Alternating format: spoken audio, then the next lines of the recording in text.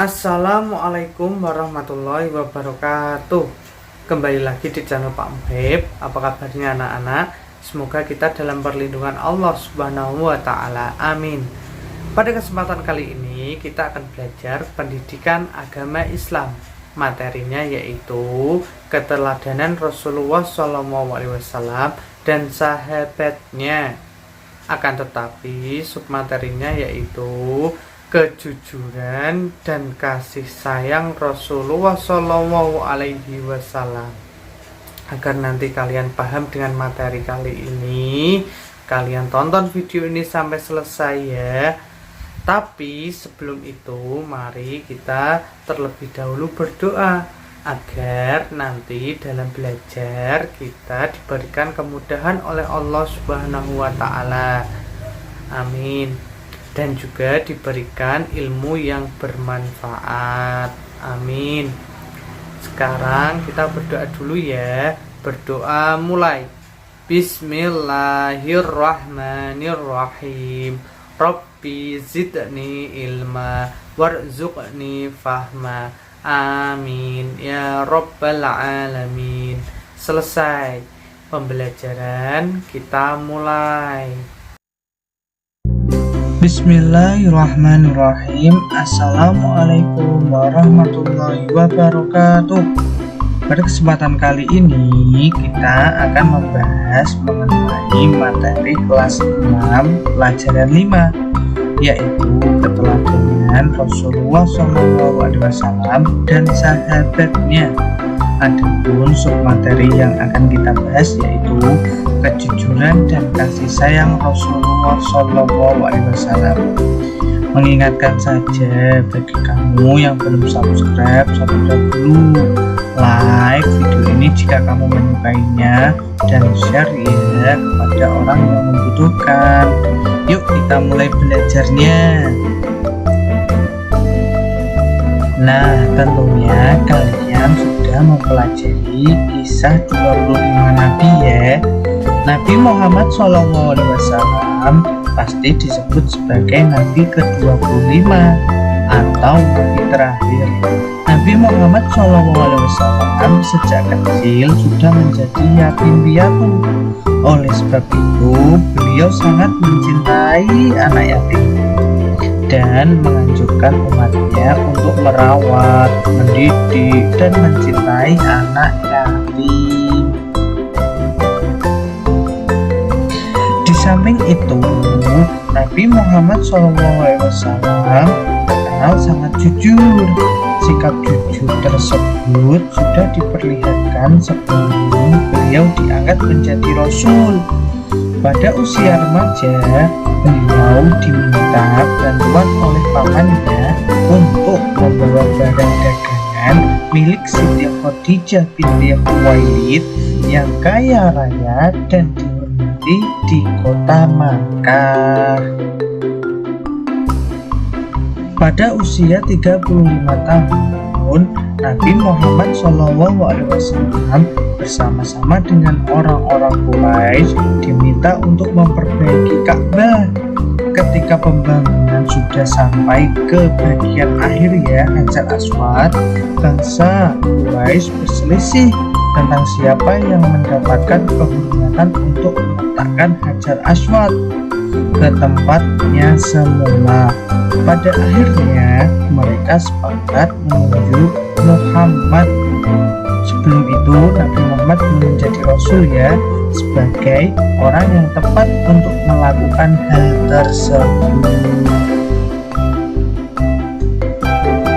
Kemudian Rasulullah pun menyarankan suatu jalan keluar yang sebelumnya tidak terpikirkan oleh mereka.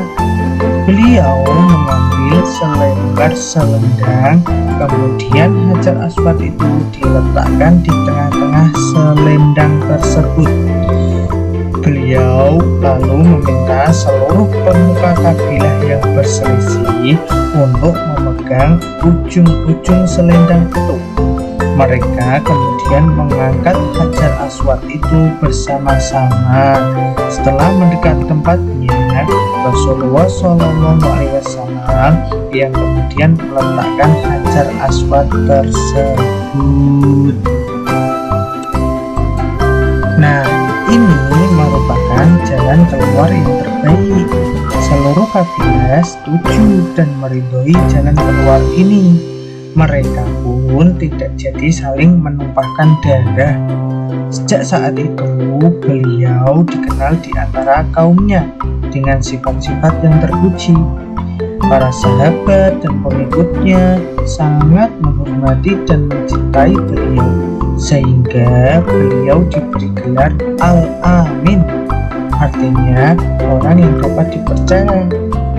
Maka itu kita harus meneladani sifat jujur Nabi Muhammad SAW dalam kehidupan sehari-hari. Selain memiliki sifat jujur dalam berdagang dan bergaul, Rasulullah SAW pun sayang terhadap keluarga dan orang-orang di sekitarnya. Pada zaman jahiliyah, penduduk Makkah tidak menghargai anak perempuan. Namun, Nabi Muhammad SAW justru menggendong putrinya, yaitu Fatimah, yang masih balita, sambil tawaf mengelilingi Ka'bah. Begitu pula setelah Fatimah dewasa dan dikaruniai anak, Rasulullah SAW menyayangi cucunya yang bernama Hasan dan Husain, sebagaimana dikisahkan dalam hadis beliau yang artinya Nabi Muhammad SAW mencium cucunya Hasan bin Ali radhiyallahu an, sedangkan di dekat beliau ada Aqra bin Habis. Aqra berkata, "Aku mempunyai 10 anak, tetapi aku tidak pernah mencium seorang pun di antara mereka." Mendengar hal itu, Rasulullah SAW memandang Aqra lalu bersabda, "Barang siapa tidak mau berbelas kasih, maka ia tidak akan mendapatkan kasih." Hadis riwayat Imam Bukhari dan Muslim ya.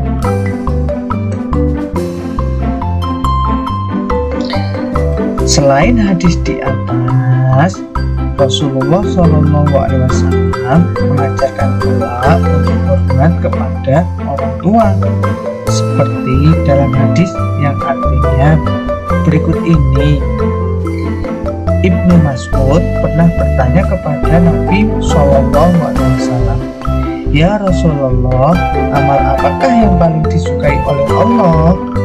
Nabi SAW bersabda, "Mengerjakan sholat tepat pada waktunya." Kemudian bertanya lagi, "Kemudian apa lagi ya Rasulullah?"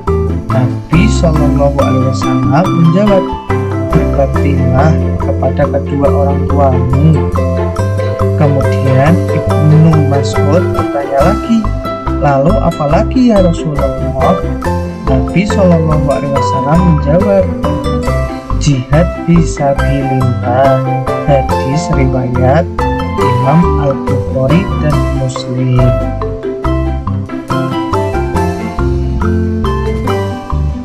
Rasulullah SAW tidak pernah menyakiti hati orang lain. Hal itu dapat dibuktikan dalam hadis beliau yang artinya, barang siapa yang beriman kepada Allah Subhanahu wa Ta'ala dan hari akhir, maka hendaklah ia berkata yang baik atau diam. Hadis riwayat Al-Bukhari dan Imam Muslim. Kepedulian Rasulullah SAW bukan hanya pada ibadah seperti sholat, tetapi beliau pun peduli terhadap lingkungan hidup. Hal itu tercermin pada perilaku beliau antara lain sebagai berikut. Yang pertama, Nabi Muhammad SAW sangat hebat dalam mempergunakan air. itu dibuktikan pada anjuran beliau agar tidak berlebihan dalam pemakaian air dalam berwudu. Yang kedua, Nabi Muhammad SAW mengajarkan agar tidak melakukan kerusakan di muka bumi ini.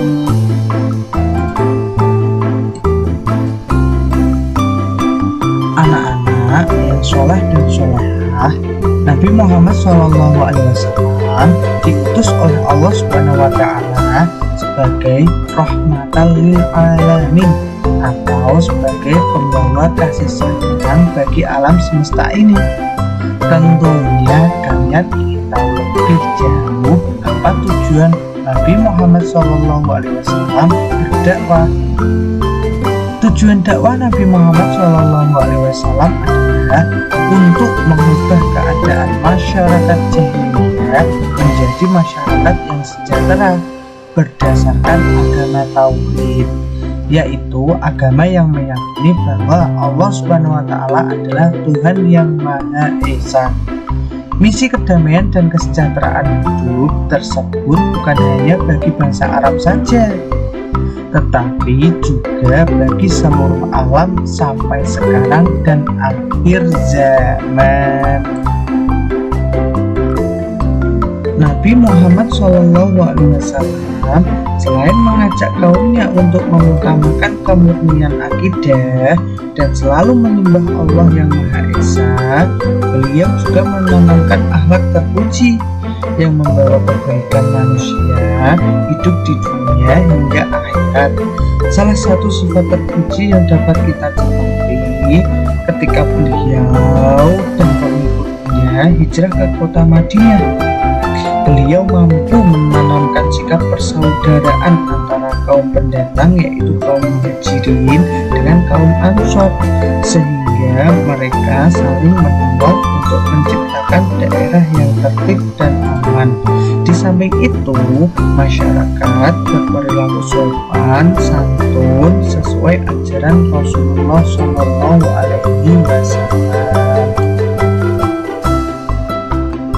Sebagai umat Nabi Muhammad SAW, kita harus menjunjung tinggi ajaran beliau. Misalnya, kita menghormati orang yang lebih tua dan menyayangi orang yang lebih muda. Kita berperilaku sopan dan bertutur kata santun terhadap orang tua, guru, dan masyarakat sekitar. Juga kita menjaga lingkungan kita agar selalu bersih, karena kebersihan itu adalah sebagian dari iman. Oleh sebab itu, kita tidak membuang sampah di kali atau selokan, karena selokan yang penuh sampah akan dangkal, saluran air tidak lancar, sehingga di musim hujan daerah tersebut menjadi banjir. Kita harus peduli terhadap lingkungan sekitar untuk kebaikan diri dan orang lain. Kita harus selalu berperilaku sesuai ajaran Rasulullah SAW.